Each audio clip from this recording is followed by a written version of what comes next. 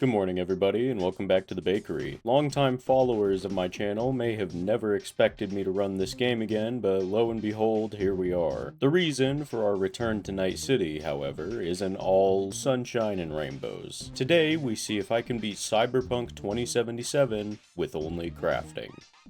Buckle up for the sweetest ride and prepare to have your mind blown wide. There exists a certain creator. Not only this, but I have a history with this content creator. Let's take you back and journey inside the mind of a maniac. During the early days of my channel, I was somewhat obsessed with Cyberpunk. I couldn't get enough, and I worked that into my channel by doing a couple Cyberpunk challenges. One of which I remember being really excited for, but as any Mancakes fan knows, I'm not good at games, so it was a failure. Well, it would just so happen, after I released that video and it got my first 2,000 concurrent views, another was posted. About a week or two later, a larger channel, a Mr. Lars Burrito, made the exact same challenge, only with a larger following, and didn't even credit me. I don't hold any animosity toward him. His real name is Parthenax, trust me, he told me that. And as a show of good faith, I decided that being a larger channel now than I was then, maybe I could extend my forgiving hand after I've run my course, stealing one of his challenges. Hi, I'm SpongeBob. So today, for you especially, Lars Burrito, you bastard, I'm gonna be playing through Cyberpunk as if it was a survival game. But what exactly does crafting only mean? I would go ahead and explain the rules to you guys, but in my lazy ways, I have done no research at all, and I'm just as in the dark as you guys are. So, let's have Mr. Burrito explain it to us both. The rules are simple as always. Only allowed to wear and equip what I craft. That means weapons, cyberware, clothing, healing, the works. I am still allowing perks, however, so I can not only get the crafting perk. No S. Just perk. Singular. But I also gather the resource of experience points that give me the resource of perks and attribute points, so I can craft the perks and stats. Now, enough stalling.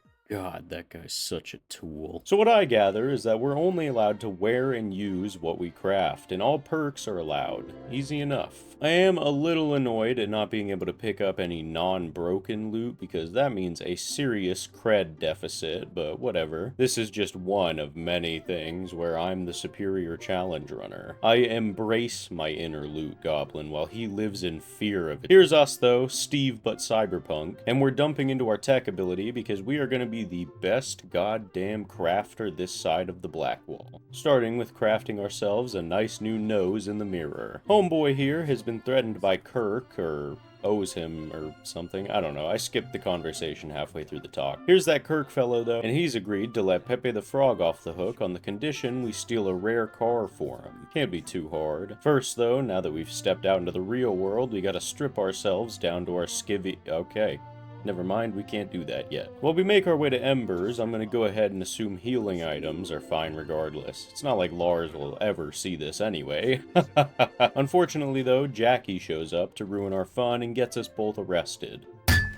And by arrested, I of course mean dumped in the back of an alley where we become friends and that one cutscene plays. And having actually started the game now, we can strip ourselves naked, where our current method of attack begins and ends at our bare fists. But a big old Jackie we got alongside us proves our lack of a weapon doesn't mean anything by this point, and we find our target. On the way home, we magically conjure up another handgun before hearing all the audio from the confrontation just a few seconds late.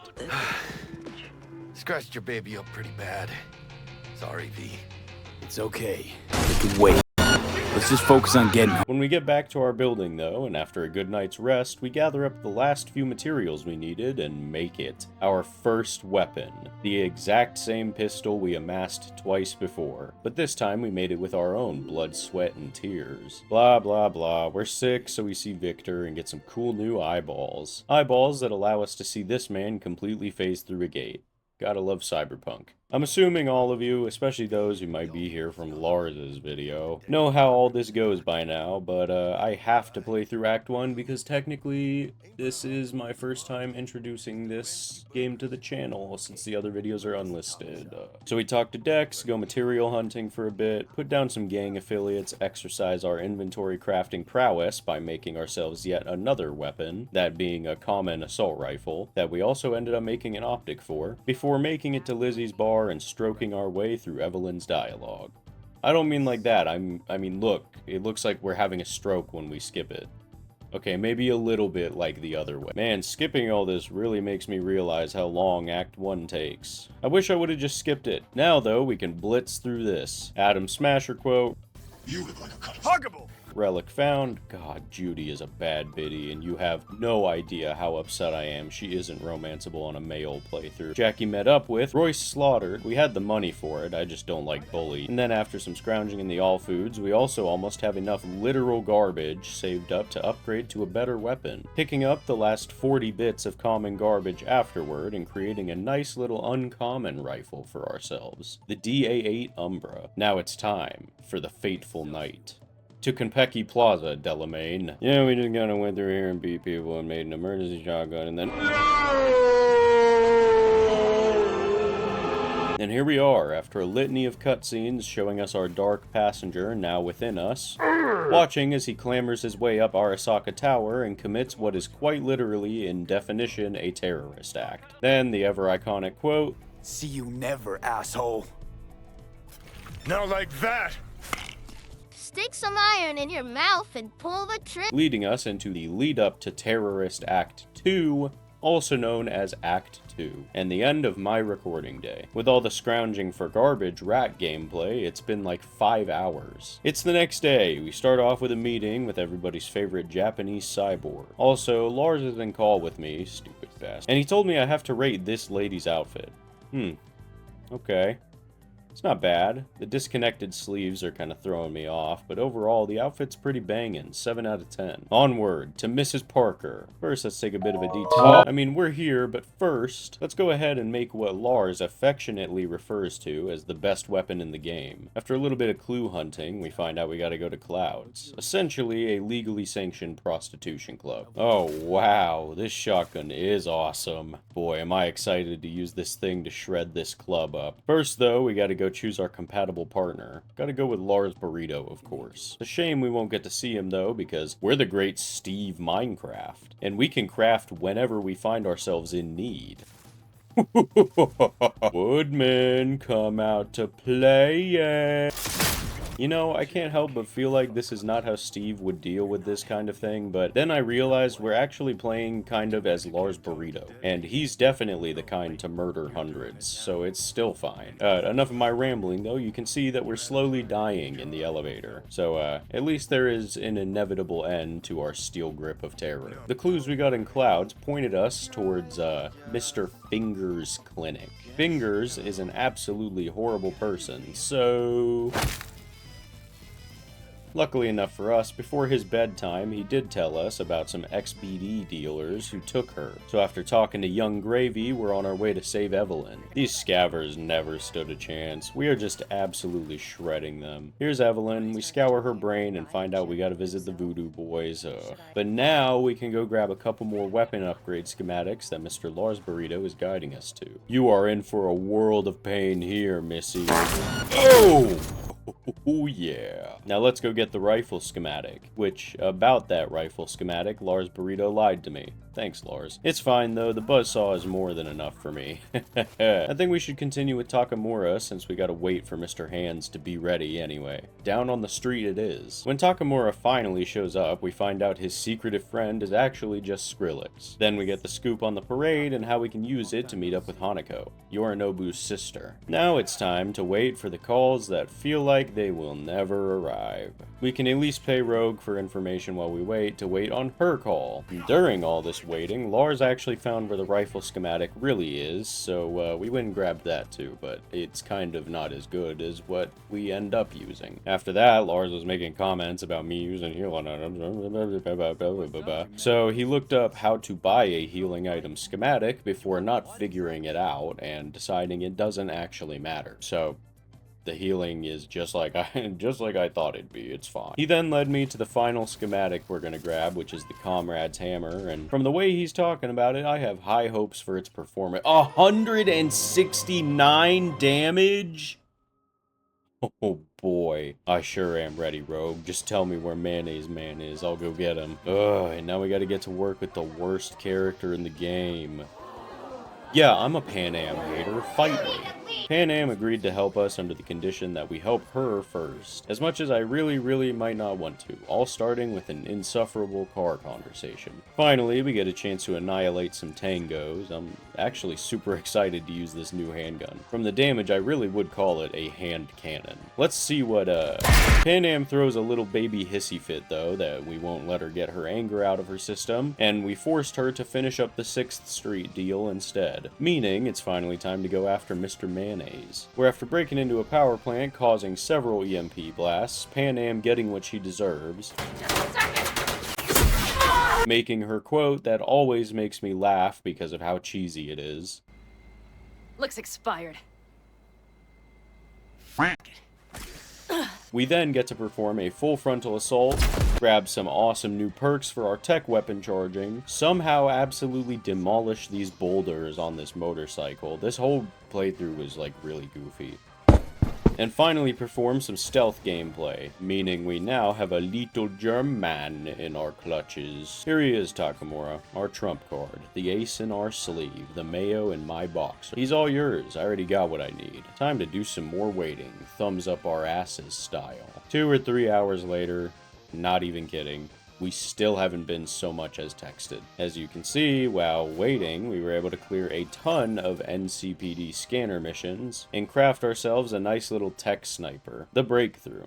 And it has definitely been serving us well. Look at how we pop heads like grapes with it. It also helps that with all those missions, we were able to upgrade our weapons to really high tiers, like 3+ and 4. Since we still haven't been called though, and I want to play my own thing for at least a little bit before I go to sleep, I'm done recording for tonight. Waka waka waka, here we are, the next day, and turns out all we had to do was reload the game, because before all the textures have even finished loading in, here's Takamura, telling us to head to the parade site, so we can go over the plan for how we're going to talk to Hanako, which involves breaking into the Arasaka float compound and infecting her float's computer. First though, Mr. Hands just happened to call us while we were testing if the shard works, so we can immediately go and deal with the worst faction right after this.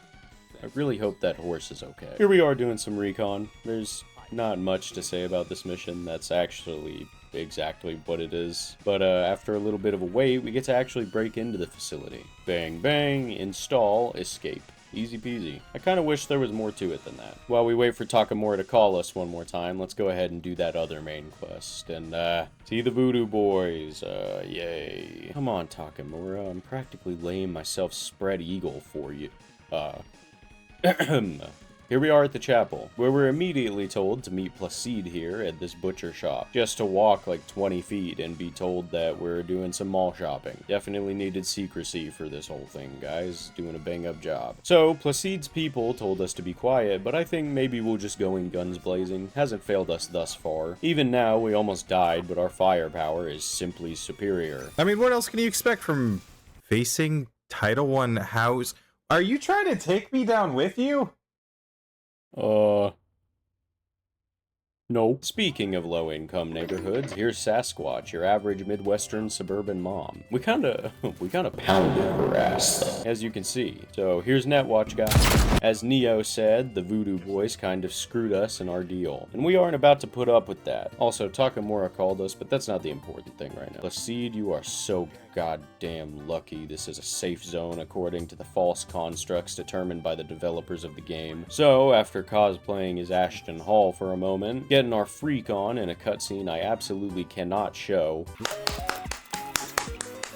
meeting Albert Wesker 30-something years after the horror on Mount Arklay, and watching some guy just kind of fall over and die. We raid Arasaka Tower in this memory, then speak to Alt and Johnny together like one big happy family. So, Alt's no help. Annoying bit. I mean, according to Lars, all we really have left is the float mission, and then I think we can finish the game from there. It's time, though. Let's get this bag.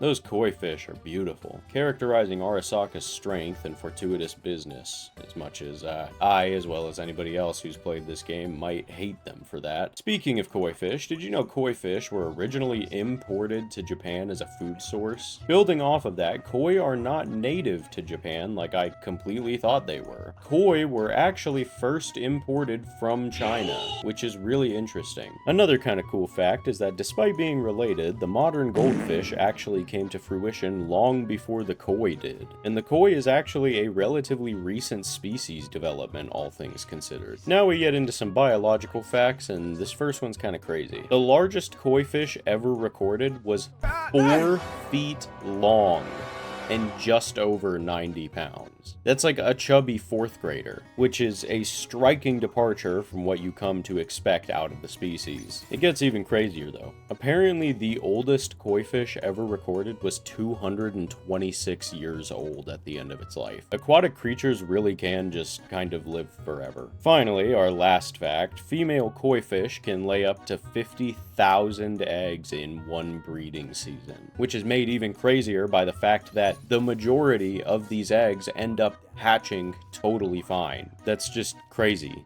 There is a lot of koi fish, and while koi fish may not be endangered, lots of other animals are. So if you're feeling generous, please visit the World Wildlife Fund and donate to animal preservation today. I know that was kind of a short one, but like, it's a fish. Now that all the animal cookies have been eaten, though, and the snipers have been eliminated, it's time for my favorite fight in the whole game, Oda, which was really trivialized by our, once again, superior firepower. As we can see, though, Hanako couldn't just sit and listen, so now we need to run for our lives. Oh, well, I mean, this is kind of relaxed. Hey, Taki, open up. Come on!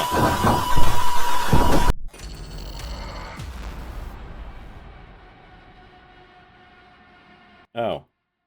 Well, god damn it. This was looking like it was going to be flawless, but all because I forgot about that part. We got our brains blown out. After reloading, though, we choose the correct knock pattern and get to talk to Hanako. She doesn't believe us. Long story short. And we're quickly incapacitated by the bastards from Arasaka before making a break for it to hide out in the Sunset Motel. Here I sit and wait. Whoa, V. I don't think you crafted that shotgun. Get rid of that now. Hanako has sent a messenger to tell us she wants to meet for a deal, meaning we are now on to the last leg of this challenge. Off to Ember or not? Looks like we gotta talk to Johnny first. Can we at least hurry this up, Keanu? I'm kind of on a time crunch right now. Long story short, again, we promised Johnny we'll kill Smasher. Johnny has a fun night on the town without even speaking to Rogue in the montage, but after waking up his V again, we find somewhere in the chaos Johnny did find some time to tell her. And now we have yet another goddamn call to wait for. We need to wait a day for Rogue to call us, and wouldn't you believe it, whoop-de-friggin-do, waiting 24 hours didn't work. I mean, we don't have much else to do while we wait, so we just go meet with Hanako.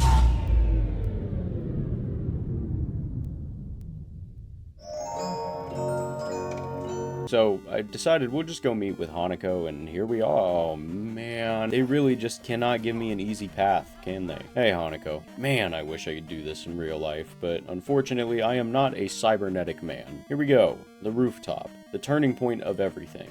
And I mean, we could end the challenge now in what I think is the most realistic ending. Nah, that's a cop-out for the viewer. Plans changed, and I guess we're doing the Arasaka ending because I accidentally funneled myself into it.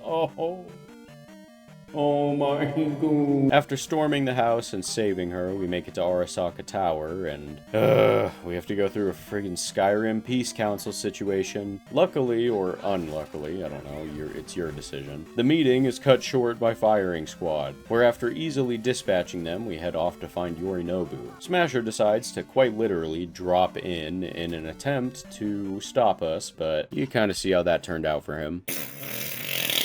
Anyway, just like we promised Johnny, boom, Smasher finished off. And we meet with Yorinobu, who is clearly trying to aura farm, but he just looks mad fruity instead. With Hanako's arrival here, he manages to look even more like a pussy than he already did, and here we go. After having all of our funds drained and fading in and out of a few comas, we learn we've been treated by Arasaka in space, but we're still dying. So with one last solemn look at Earth, I hate myself a little bit more for funneling myself into this being the only choice on accident, but we have successfully stolen from Lars Burrito and beaten Cyberpunk 2077 with only crafting.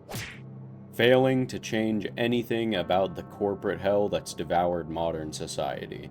The unfortunate reality of the situation. Gonna be honest, I never thought I'd be doing this game on my channel again until a week ago, but this run was a lot of fun. I really enjoyed having to work around the crafting rule set and find ways to make that work during missions where our gear was stolen from us. Like I said, I didn't want this ending and I kind of hate myself for picking it, but you know, accidents happen. If by some miracle you're watching my video before you watch the Cyberpunk guy's video, go check out Lars Burrito's half of the collaboration. He stole another one of my challenges and ran that for his half. And I can say with certainty I'm really excited to go watch that. Otherwise, make sure you visit the World Wildlife Fund in the description if you'd like to donate to animal preservation efforts. Please subscribe and share. I'm being hit hard by the algorithm right now. And that's about all I have for you guys today. So, as always, have a fantastic day. Wait, I have one more thing to say. Parthenax is not his real name. Neither is Lars and neither is Burrito. His real name is...